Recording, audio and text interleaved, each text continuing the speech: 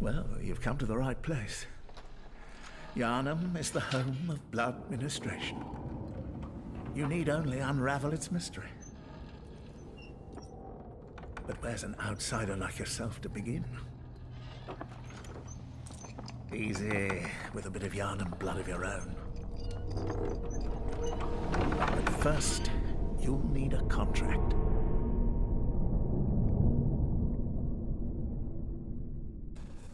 Good afternoon, ladies and gentlemen, it's Zyder here, and today I'm showing you my first 15 minutes of unaltered Bloodborne footage. So at the moment, as you can see, I'm currently editing my character in the character creation tool, and no matter what you do, you're going to look like a typical English bonce, which is pretty funny to say that I'm from North Lincolnshire, but regardless of which, I'm kind of digressing. So in a minute I'm going to basically shut up and I'm going to let this footage roll through, because there's not really much to commentate over. That's probably going to be another thing for another video at the moment. So I will see you all in a few minutes or so.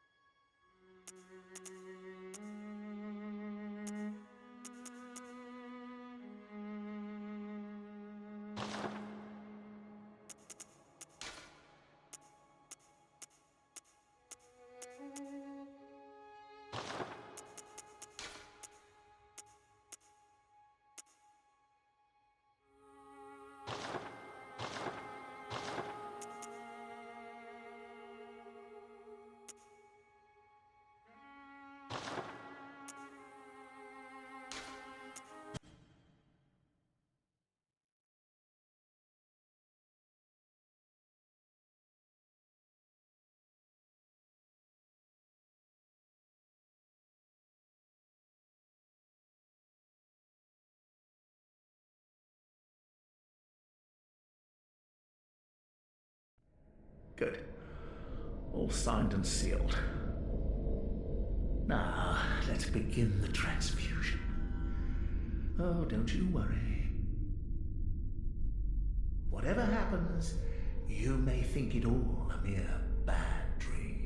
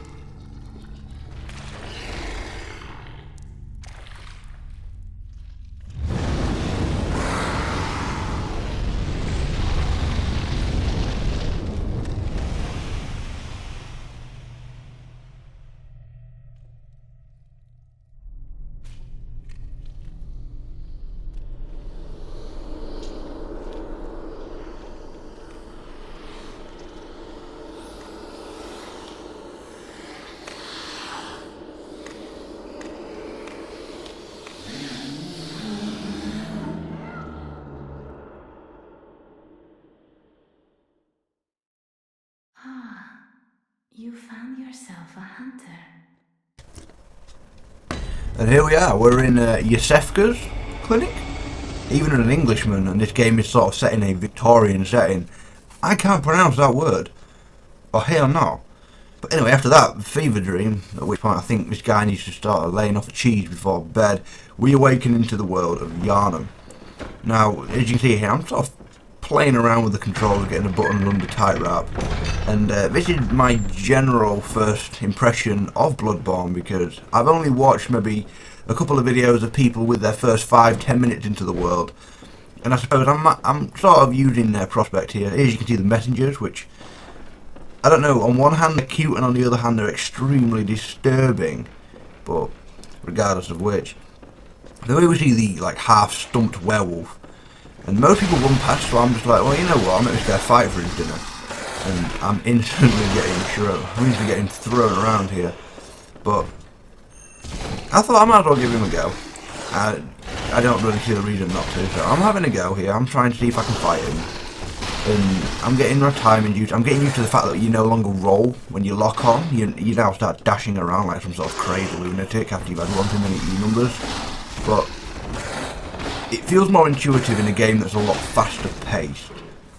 And obviously because you're always going to be in light armour, I imagine that's what the class does anyway, that is sort of more applicable. You just saw there the regain system. And yep, fisting werewolves. Don't know what to do. From Software, please. But anyway, you just saw the regain system there, which is kind of like the staple of this Bloodborne's combat system. In that if you get wounded, you have a few seconds where any sort of counter-attack damage you deal will refill your health back up to the threshold or just less than what you initially lost. Now, I'm okay with that. Just I've played so much of Demon Souls, Dark Souls and Dark Souls 2 where I was mostly a sort of like Tower Shield and Mace kind of player. It's incredibly hard to get out of those habits. I'm trying my hardest not to backstep every 10 times I get smacked, but onto the footage. Here you see we've just rolled into Central Yharnam, and I'm just sort of, at this point I really noticed how well they've sort of adhered to the Victorian theme with like the carriages and all that. That's, you know, it's really accurate, but also very sort of gothic, which I can sort of appreciate. So here I'm trying to backstab this guy because there's not enough fisting in this game to go around. Ugh, God. Just give me a weapon already. I'd rather rob this guy's torch and beat him to death with it. But here we see. Now, minor spoiler alert for anyone who doesn't know this. If you do die to the... Most people are going to die to the werewolf in that first segment. Because most people are going to try and take it on. It's kind of like the Asylum Demon in Dark Souls. They're going to try and fight that guy. And most people are going to die. And that's going to take you to the Hunter's Dream. For some reason I keep wanting to call it the Hunter's Refuge. I don't know why. But that kind of functions as the Nexus from Demon Souls in its Bloodborne equivalent, which a lot smaller than the Nexus and in my opinion a lot more bland, I suppose. Because the Nexus is sort of filled with personalities which make it very interesting to stay and talk. However, the Hunter's Dream, it's a bit bland. There's just you, the doll, German and all these derpy messengers that want baths. Install a shower system, god damn it. Oh, and here's the other problem, Bloodborne loading screens. Holy hell, my PS4 just doesn't want to play. And...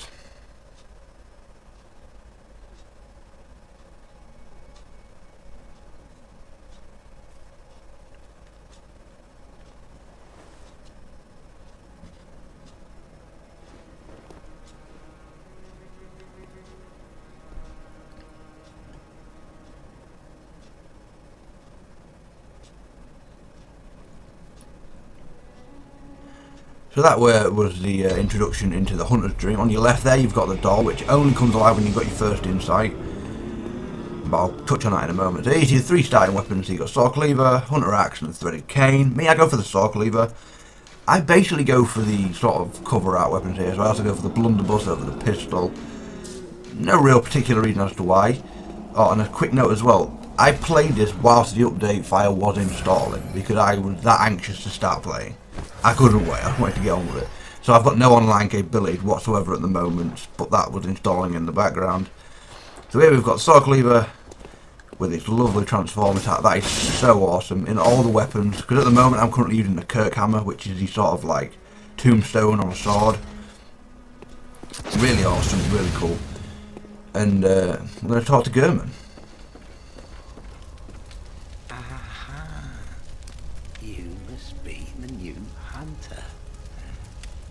Welcome to the Hunter's Dream.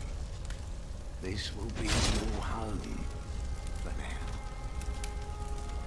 I am German, fine haze about now, but don't think too hard about all of this. Just go out and kill a few beasts. It's for your own good. Alright, German, we'll go murder some beasts because you and your peg leg are incapable of doing so. Ugh. But anyway, back to the doll, which I touched on a little bit earlier. To get her to come alive and start leveling, you're going to need one insight, which is the eyeball beneath the blood echo symbol in our top right corner. Oh, pardon me. To get your insight, there's multiple ways of getting it. The first one, and spoiler alert, is basically running into the cleric beast. Seeing that thing makes your character go, oh shit, and basically bricks will be produced from the anal passage. But at that point, that's where you get your first insight, and that does mean if you can recover your blood echo and get back to the Hunter's Dream, you'll be able to level up. Which, I don't know. Me, I completely avoided the cleric beast, and I completely emptied Central Yharnam first. I went round everywhere, I picked up all the drops, from the sword spear to the hunter's attire. I got everything I could before I even thought about taking on the cleric beast. But, and as you can see again, these load times are atrocious. This was apparently going to get patched in the day 1 DLC, and I have post-patched and it's still not any smoother. Either the hamster inside my PS4 is knackered, or I need to upgrade to like a guinea pig or something. I don't know. But, and the other way of getting insight, back onto the original topic, is finding something called Madman's Knowledge, which is basically humanity, I guess, or human effigies, if you want to look at it from Dark Souls and Dark Souls 2. But that's kind of irrelevant at that point. Is that I always found that first, cashed it in, leveled up. And obviously when you get to 10 insight points, you unlock the Bath Messengers, where you can buy PvP specific items, such as a small resonating bell and a sinister resonating bell, which allow you to summon aid, or summon someone to come to your world and have a chop-up fest with you, whatever you're into. So as you can see, this guy's using shield. He's obviously a Dark Souls pro or something, I don't know, not very good in the old raid times. But as you can see, I'm just sort of, I'm leisurely going through 15 minutes, I'm trying to be a bit cocky here, you know. I thought, you know what, I'll take them all on, and I suddenly realised that I had a bad mistake. But regardless of which, I still go pretty deep and try and get them all, which actually works. So only about 3 more minutes left into the video, and I'm not actually going to get very far whatsoever. This is my first 15 minutes of me just running around with general idiocy in mind. However, I'm now going to start doing a few more videos, and I'm going to have one coming up this Wednesday of me and my first encounter with Father Gascoigne, which I was not prepared for. The only boss fight I've actually seen is the cleric beast. I've seen that from all the pre-alpha footage or pre-beta footage or whatever. And so I had a rough idea what I was doing against the cleric. However, Gascoigne, well, he beat me he beat me black and blue. No pressure, absolute no mercy. And on a side note, this guy is incredibly useful if you can kill him. He has a chance of dropping the blood gem fragment things. I can't remember the name. I just woke up. Which is basically your upgrade socket. Here he drops blood vials. Screw you, you fat guy. But back onto Gascoigne, and I've got a video coming up where I actually almost beat him first time of entering his fog and going against him and realising that he's got a nasty ass transformation, which I did not see coming myself. But the one mistake I made in that fight is I didn't use the small music box, spoiler alert to anyone else, which is basically a really good item against Gascoigne, but don't use it more than 3 times or else you're going to accelerate a very awkward process. We're drawing up to the end of the video here. We've got about a minute or so left. I'm probably going to just sign off now because I want the video to talk for itself. You know, this guy needs to wake up, so I throw a pebble at his face. Get up, dude, the hunt's on, stop sleeping. So yeah, if you like this type of content, remember guys, you need to like, subscribe, comment for more videos. If you want any ideas, on a quick other side note, I mean the amount of side notes I've got here, I've got enough to create a side chick, but my dual shop has been disconnected. Okay, then. So yeah, I want you guys to like, subscribe, leave your comments in the section below, and I will be here with you with another video next Wednesday. Peace out, people.